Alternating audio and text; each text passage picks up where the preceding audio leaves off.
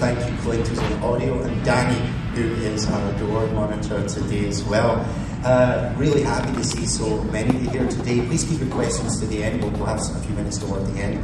So happy to see you all today. Thanks for coming, and I'm especially happy to see all of our guests here, our panelists today. We're short on time, of course. It's only a 30-35 minute session, so I'm just going to ask each of them to say hello. On my immediate left, I have Greg Tiedeman of ConectUS Wireless. Yes, good morning. Thanks for joining us. And then we have Jason Smith of OpenText. Good morning. And then Jude Fils-Aimé of Verizon. Good morning. And then Michael Lane. That's Michael Lane of Samsung is there on my far left. Good morning. Good morning to you all. So I'm going to kick off with asking Greg a question. You know, the English language, I read one place, it has the most words, the largest vocabulary of any language on planet Earth. And yet whenever I look at the dictionary, there always seems to be like 3 or 4 different meanings for every single word. And you know something, we see words bandied around in our industry like mobility and cell tower technology and wireless, and it causes a little bit of confusion. So I'm going to ask Greg, please, would you define what we're talking about when we talk about cell tower technology and mobility? Absolutely. And as you well know, Neil, having participated in a number of surveys that we have done, there's somewhat of a general lack of clarity on what wireless constitutes. And so today what we're talking about is maintaining security in the cell tower technology space, which is anything that effectively connects to a cell tower or node. And some examples of that would be, first some obvious ones, our cell phones, mobile internet devices, connected computers, business internet, and even vehicle telematics or fleet monitoring all use cell tower technology. So essentially, Greg, if I'm understanding rightly, with cell tower technology, a business, a small business, or an enterprise customer can connect directly to the networks, but they need cables digging up the sidewalk, hanging between the lampposts, and you can have services up and running within a day or two. Absolutely. Fantastic, Greg. Thank you so much. Let's move on to Jason. Jason, I am always thinking about the way that businesses can be compromised. And I think most of the people here in the audience already know about social engineering. They know about the dangers of password protection. There's that joke survey that seems to come out every year, about the most used passwords in the United States, like password and 1, 2, 3, 4, 5 and such like. So we already know this, but I want to ask you very directly, what is the greatest new danger? What's the danger happening now or in the near future that people are not prepared for? For 2024, it's got to be the onset of OpenAI and generative AI, artificial intelligence. It's really enabling people that are low skilled level to be able to gain access to massive amounts of data. The social engineering, brute force attacks, these things are going to be happening and be more common. Some of the things that you can do as an individual is try to hide your data. Don't share too much on Facebook. Don't share too much here. So spear phishing. And the less they know about you, the less they can come in and try to attack you as an individual. As an organization, you may think about an MDR or handling companies that are going to be able to take those threats and help those businesses that don't have the IT staff to be able to defend against it. But the biggest threat that's coming is AI. Okay. Could you give us some examples, please, Jason, of how AI ups the game? Well, it basically gives the ability for somebody to mine massive amounts of data and disseminate them quickly. And today, it's only as good as what data is out there. As the data sets grow, and if some of these nefarious teams get more access to code and then being able to expand on the code with AI, they're going to be able to come out with more attacks quicker and more prominently. Thanks, Jason. Listen, I'm going to press you just a little bit more. So with AI, could the AI not attack a target person in several different ways simultaneously, making it look even more realistic? So let me give you an example. As somebody moves further up the hierarchy, they're more likely to become a target, or more likely the employee of that senior person. So the employee might be intimidated, would they not, by receiving a text and an email, or even potentially a voicemail where they do this, what they call a deep fake. Yeah, there's deep fake. They can be impersonations that happen. AI gives the ability to make those more realistic. It still is going to take a human interaction today, luckily, right?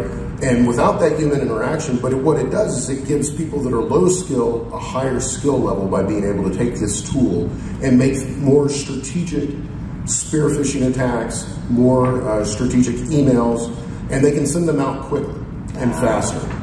Very fast response as well, being AI. Let's move on to Jude Fils-Aimé. Jude, you know, when we're looking at CTT, when we're looking at cell tower technology, mobility, you know, tell us about the endpoints and why are they vulnerable? I'd be glad to. And if you thought the English language had a lot of words, try Verizon and all of our acronyms. But so, I mean, everyone, I don't know anyone in this room or in this conference or between now and your destination that doesn't have one of these devices or multiple devices. These things have become part and parcel of our lives. I admittedly sleep with my devices, well, to the side, right? So they're always on, always connected. And as Jason mentioned, these have become, and depending on how you look at it, the threat landscape has either expanded or it's collapsed to the point where it becomes more targeted, right? So threat actors have more TTPs, techniques, tactics, and procedures to get after your wares, right? If you are even the individual, the small business, or the large enterprise, there's always a target on you, and they're leveraging the fact that these devices are always on. They're responsible for top-line revenue, right, as well as bottom line for a lot of organizations. So organizations need to take a holistic look at what do these devices mean in their landscape and how they to stand up these devices in their security frameworks and their panes of glass. So for example, here's a device, right? It happens to be fit for our 4G, 5G technology, particularly FWA. You didn't think I was going to leave about an acronym, did you? Fixed wireless access, which is in essence wireless broadband, right? And as mentioned earlier, right, the connectivity between the tower and the actual device. That channel, if you will, although it's wireless, is still connected, right? There's inherent security built into the protocols and the procedures built on 3G PPP standards and Verizon technology. But once a threat actor gets their hands, I say their grubby little fingers on these devices, they're getting them through a number of means, right? And one of the means is social engineering.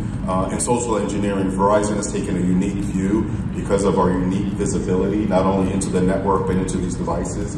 So we look at social engineering, and we've taken that rubric of social engineering, and we've pulled in 5 major components that all enterprises should be aware of. One is obviously mobile security. How do you lock down the endpoint? Obviously secure passwords, mobile threat defense, mobile device management, depending on the size of your organization. Even from a BYOD perspective, right? Having a level of threat defense that if you click on a link or malware, that your device and your data is not compromised. And then the 4 other components of social engineering, again, Verizon has that unique view, is security controls, right, from an organization perspective, detection and response. So if Jude, for the sake of doing business, as a knucklehead, I'm in the airport and I'm trying to get on the plane and I click on the link, it doesn't land and expand in the organization. Definitely awareness training, right? I think the layer 8, right, the human element is the biggest factor. And then continuous improvement and obviously looking at those 5 components as a holistic view of social engineering as being the larger vector relative to threats from an endpoint perspective. Do you reckon that social engineering is still the largest threat in the moment before AI? Oh, well, so AI has contributed to it, like, it's increased the threat actors, right? They're lazy, if you haven't noticed, but they're persistent. AI helps with that. Yes. And we're, you know, in an environment you can't turn on the news without hearing about some sort of attack.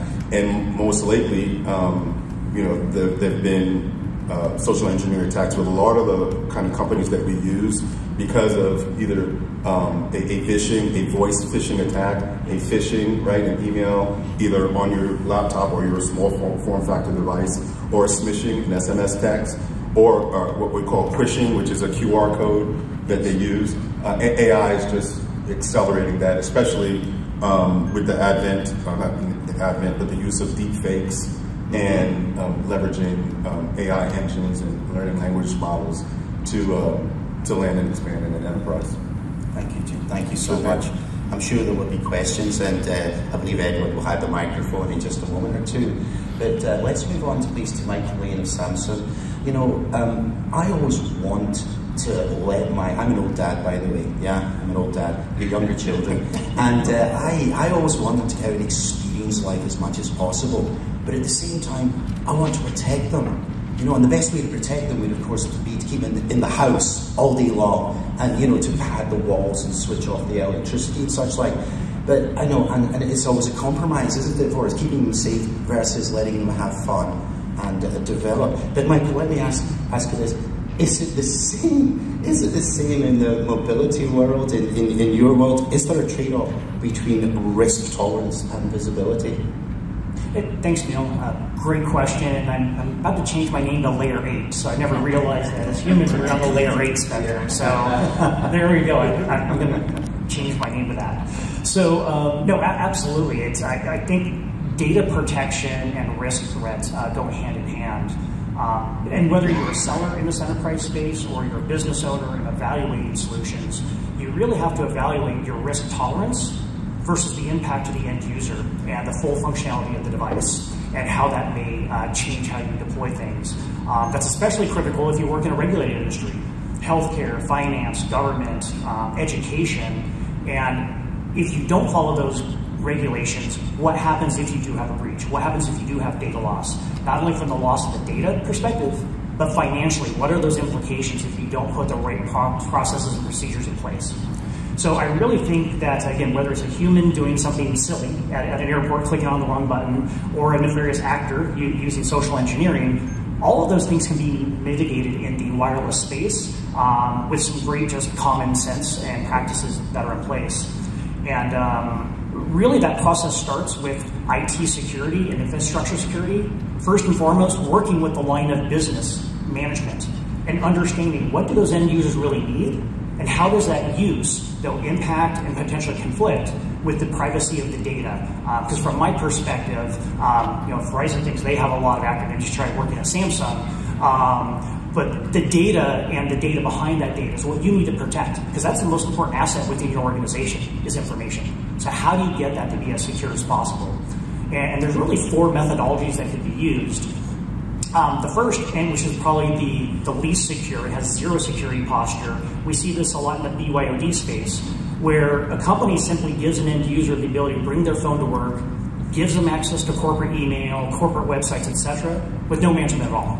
I see this day in, day out, and it still shocks me that people can be that insecure in what they do. You know, one layer up might be great. I've now contracted and brought in an EMM or MDM solution. And sure, I might password protect the device. I may have the ability to remote lock it, wipe it, find it if it's lost or stolen. But you're still, that is a management policy, not a security policy. So you're still not protecting your corporate data. I think the baseline of what all organizations need to look at is still implementing that EMM or MDM solution, but doing a separation of data. Sometimes you may hear of the phrase work container or personal versus corporate data, and locking down that corporate side and that initial implementation of that device on the corporate side, and then the IT administrator and the security teams get to decide what applications, what data, and what information exist on the work side of the device, and then allow the end user to activate the personal side of the device. And it can be restricted to the point where no data can even flow between both sides. So on my own Samsung device working for Samsung, if I want to take a picture of this crowd today, sure, I can export that picture from my personal side to my corporate side, but I can't do the reverse. There's nothing from the corporate side of my device that will ever show up on the personal side. So it's very locked down, very constrained, very secure. And then we're seeing a lot of movement in the industry, especially in the healthcare space, the education space, is removing the personal side completely. basically deploying the devices in a fully managed device, what we typically call a purpose-built device. And that device has no personal email, no personal accounts. It's locked down by the entity and might do one function its entire life. Tracking a home healthcare application or providing an education application access, and that's it. So if you remove the personal access completely, then you remove some of that human aspect of creating those issues. So really it's about finding the right balance between end user functionality and usability versus security. And again, gauging what is your risk tolerance of allowing that data to be exposed out there to humans, because as humans we do make those mistakes. So I think that's first and foremost where you need to start with, is understanding within your organization, where do we want to sit on that risk spectrum and moving from there. Thank you, Michael. I'll open up the floor to questions. I wonder, Edward's the gentleman over your right shoulder there. Thank you. Hi, my name is Michael O'Hara, and I'm an information security evangelist. So I live by the motto of those who rely on technology for security understand neither technology or security. And Mr. Larry, you just mentioned, and the gentleman who's sitting next to you also brought this to the table, of the human factor.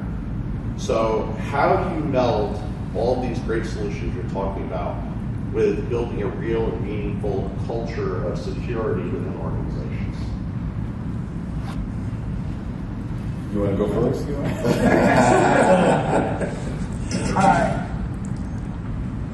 I guess first and foremost, you're right. End users want to be able to use their device, no matter what it is, however they want. And I think a big component, again, goes back to line of business units, having the conversation with the security teams of those over that infrastructure, whether it's mobile or on the back end, to understand what do they really need from a corporate perspective versus giving them access to everything. And if there's not a need for access to everything, why expose it in the first place? Because then you do expose the ability for something else to happen. So it's a balance as more and more organizations go mobile first. How do you find that right balance? And I don't have an answer for you as to what that balance is. But that's where the conversation has to start, is understanding what is the least amount of data that needs to be exposed. And that starts with corporate governance, right? It's not only a top-down approach, right? Every individual in the organization has a responsibility, and it typically starts with an acceptable use policy, right?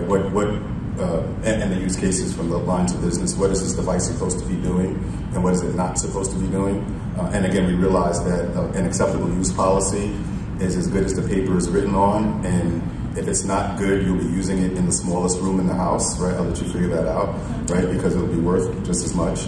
But it is an approach that needs to be constantly kept in front of everyone that has the device in their hands, right? So, which is why I mentioned out of our social engineering defense plan, a user awareness training, right? It's not just phishing exercises, it's really looking at user behavior, right? You don't want to take, some organizations do, right, using the kind of purpose-only devices, but you don't want to take a draconian or a hand-handed approach because we've gotten so used to working from home, working from anywhere, and we want to be able to use these devices like we use our personal devices, right?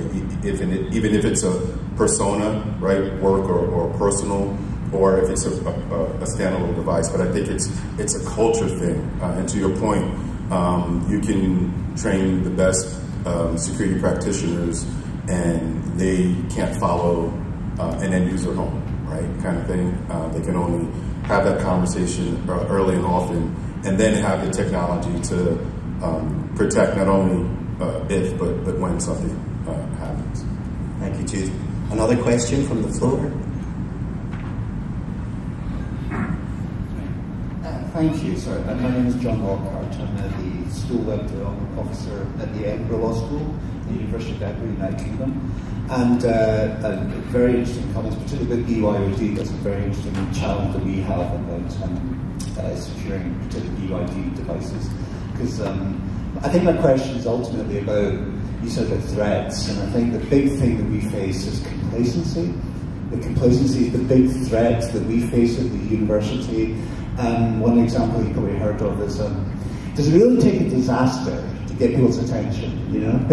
Does it really take a disaster like in the United Kingdom? I don't know if you've heard about this, some of you might be familiar with this. The British Library, a piece of infrastructure, the British Library, that had a ransomware attack about a year ago. Those services have been down for a year. Based on the ransomware attack, look up on Google, that there's a piece of national infrastructure, there's, I think the AI Centre is part of that umbrella. These services have been down for a year due to ransomware, and they're still not quite up and running yet. Does it really take a disaster to get, particularly management's attention? Like my experience has been the IT people have got the best, they've got the best. It's the higher level management that will not push the button to say that this is how we have to enact this. The IT people have got all the solutions ready to go, but it's usually the people at the very high levels of management that they don't take threats seriously. Does it really take a disaster to really, I wonder what people's opinions are, trying to communicate to those who are decision makers to say this? John, let me paraphrase that for you. By the way, it's great to hear someone in the room with no accent whatsoever. Thank you, John. So, gentlemen, why is it that so many organisations wait until they have a breach before they take action? It's expensive. It's expensive. Money. Just down to the bottom line. Why does my son wait for the car to run out of gas? Right? but I think it is a risk management issue, right? That has a huge financial component. As Jason mentioned. Michael? Yeah, I think the organizations would rather take the risk and bank on the percent of that potentially occurring versus in spending on the infrastructure and CapEx up front. Then, where if they can push that cost off into the future, but then unfortunately that cost has greater costs after the fact. I thought things were getting better because CISOs, Chief Information Security Officers, became the norm, 10 years ago? I thought businesses were taking these threats more seriously. Is that not the case? They are, and depending on the organization, if they have a CISO, who that CISO may report to, yes. Right? There's been a shift in both directions, CISOs or CISOs, depending on if you're from across the pond, right? With your Brooklyn accent, or if they report to the CIO or the CEO, but having them heavily engaged, reporting to the board, right? Especially for public traded organizations, but it's driving that. That's why I mentioned it's just not a top-down approach, right? It has to come from both sides of the organization and the lines of business. But I think looking at it not just as a risk and throwing cyber insurance at it doesn't work, right? Because as everyone here understands, and everyone waiting for a disaster to happen, that budget that you allocated or you thought you allocated that you can hold off is going to triple and quadruple. And we have real examples here on this strip here. Casinos, I won't mention any name, but they have 3 letters, right? Kind of thing. And even if you took a ride share here or to and from the airport, they had a social engineering attack. So the attacks are becoming a lot more sophisticated, and so organizations need to pony up, if you will, to put their money where, not only where their mouths are, but where their brands are, reputations are. Thank you, Tim. Thank you. There's another fellow right.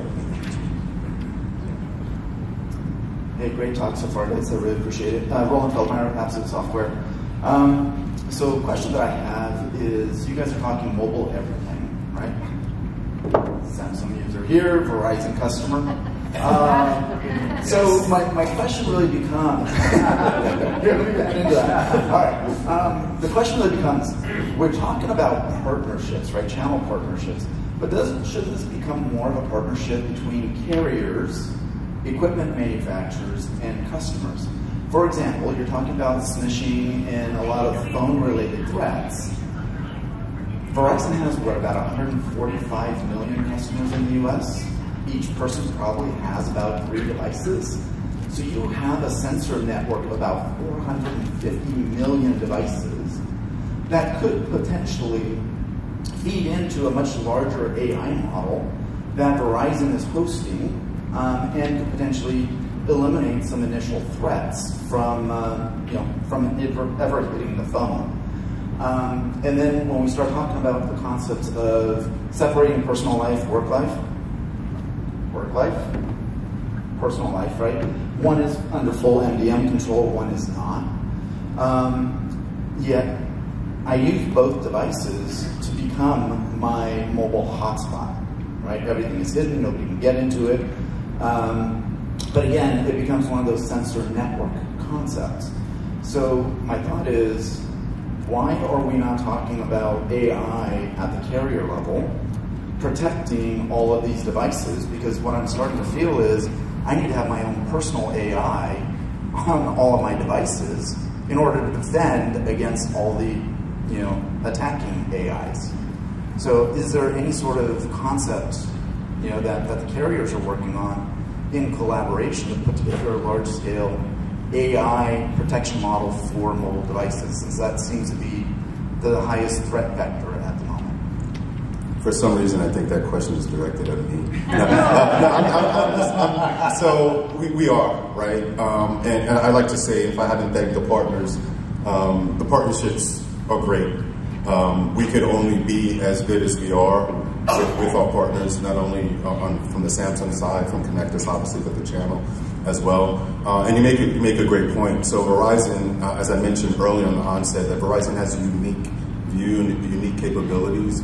We do see over 70% of the world's internet traffic, right? So Verizon, we don't manufacture these boxes. We don't, and this is a Samsung device. It's awesome, by the way. I love it. And we don't manufacture phones, right? But we do have a good view of the network.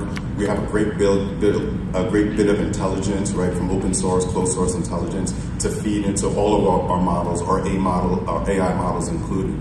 So Verizon today, without any additional protection, MDM, or a mobile threat defense on your device, we're already protecting the network. From robocalls, we've been doing that. We've stopped trillions of mobile calls over the last few years. So if you're a customer, that number should be decrementing. We have apps that are native call filter, as well as smishing and phishing apps that are on the phone, right? Some of this is opt-in, right? You could imagine if I said today, well, we see all 450 million devices and this is what we're doing without opting in, right? That'd be a larger issue to discuss. But we are looking at that, right? We do have honeypots within our network, which are looking at the landscape from a threat perspective. So threat actors are actually feeding into these honeypots, which contribute to the technology and the engineering that we bring to bear within the network. Today, you can stop a phishing, a smishing text by dialing 7726, which is spam, spelled out spam, send that to the network. Verizon is unique. We can do 4040 off. So if you type 4040 off in your phone and send that text, it's going to stop text to email, right? So there are things that we're doing inherently in our network today with deep integration from a handset and obviously from a partnership. So we like to say behind these curtains here, there's a whole team of Verizon and partners here at the event as well. But know that we are constantly looking at it. But it requires a level of participation, right? I can't help it if you click on a phishing text, right? That's user behavior, right? And that's that whole layer 8 thing. But we can encourage you to load some software on your device that if you do, that we can stop that threat, right? From a list of blacklisted and known threats. So we are constantly doing that. I'd love to speak to you in greater detail because there is capabilities that we definitely could look at, but we're deeply integrated, especially from an AI perspective. Did I have a question for Greg here?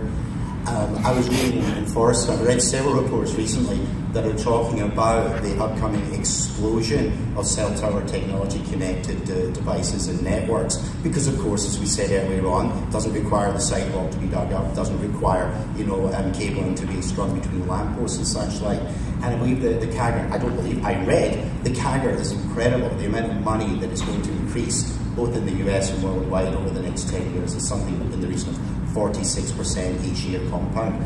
Greg, is there something that we in this room can be doing to grab a piece of that pie? Certainly. With the compound annual growth rate of 46%, I mean, that just speaks to the simple fact that there's billions of dollars of earnings opportunities for those of us that sell within the space. And so, as a representative of ConectUS, Verizon Wireless's largest exclusive principal agent, I encourage you to explore partnering with us to get your share of that tremendous growth within our industry. And a couple of reasons I would give you as an agent in the communications space to partner with ConectUS is that not only do we support end-to-end sales cycle via our channel managers, we have a complete library of Verizon Wireless information, product services, and back-end information as it relates to all of the Verizon Wireless products. We have a best-in-class support team to support all of your activation activities, and we have a commissions team that is maniacal about on-time accurate payments of commissions. So I would encourage you to stop by our booth here during the show, booth 100. Maybe get a picture with this fine gentleman, David Starr, sitting here. Jump into our NASCAR limo and get some pictures with friends. And so I'd love to talk to you directly about those opportunities and how you can capitalize on the tremendous growth within our space. Now, hand in my heart, I really did not know that Greg was about to say that, but it's a wonderful segue. This is Cup Series driver, NASCAR driver, David Starr. David, please come up and say hello. Come on up the stairs, please. So hopefully you can still hear me even without the microphone. Many of you know that we are running a competition. It's for one person here and their partner or friend to come to David Starr's racing school, Texas Motor Speedway, just north of Fort Worth. And yeah, so I was hoping Cannon, because what I was hoping Cannon would do would be, I'll do it. All right, would you close your eyes? Yeah, and I'll run my finger up and down. And see when. Is Aaron Braham here today? This is very embarrassing. Turn off the video. Turn off the video. Okay. Blind man's body thing, okay? And Karen is going to come back, and you are going to lead David around the room until David puts his hands on the shoulder of someone, and that person will be our winner. There you go. There you go. Red Robin, Red Robin. Somebody's going to win. All right. You go down, please. And Karen, you lead David around the room. All right.